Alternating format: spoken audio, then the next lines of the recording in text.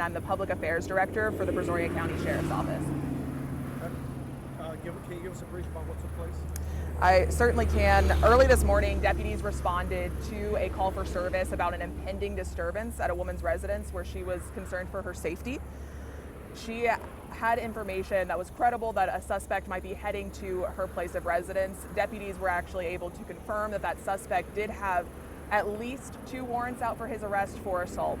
So deputies responded to the area and did not find the suspect at the woman's residence. However, they stayed in the area and began searching for the suspect. As they were conducting this search, deputies saw a vehicle that matches the suspect's vehicle description, and that vehicle actually committed a traffic violation and turned into the neighborhood of the reported victim. At that point, deputies attempted to make a traffic stop, in which the suspect then initiated a pursuit. He was traveling at very high speeds, going the wrong way down a highway before he inevitably crashed into a ditch and took off on foot into a heavily wooded area. Whenever he took off on foot into this wooded area, deputies called for additional resources and set up a perimeter in order to safely apprehend this suspect without putting any additional risk to officers or the surrounding community.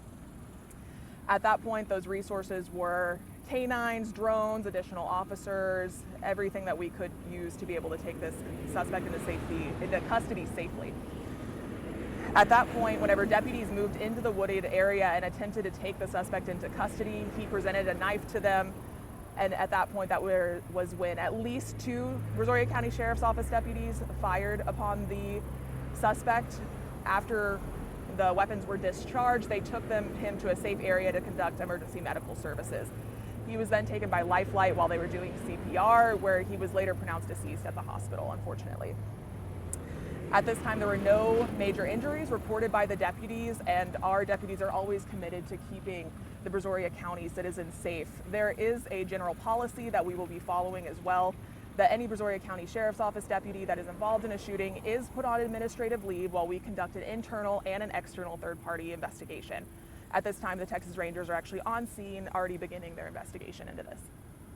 Do we know if the fight took place close to each other, where deputies and the suspect were? Yes, the suspect actually presented the knife while deputies were attempting to put him into custody, so they were very close proximity. Can you give us a description already of the male, of the suspect?